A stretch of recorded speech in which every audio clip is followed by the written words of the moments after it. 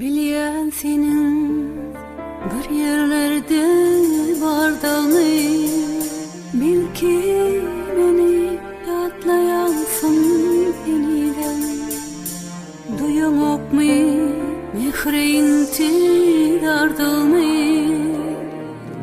ehli duyulayım sana koygan yeniden.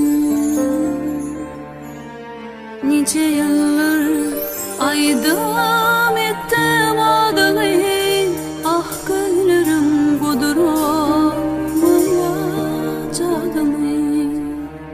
Kime aysan dinler menin dadımı, sürüm olur derdim derman ededim. Ödüm bundan arzularımın bana, bakışını göğe dumanla.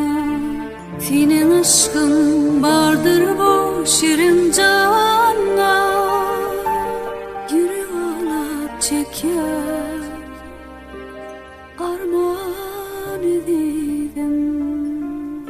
Tümürret gülürünü yatla vurun ya, lider yudumın karşında var ya.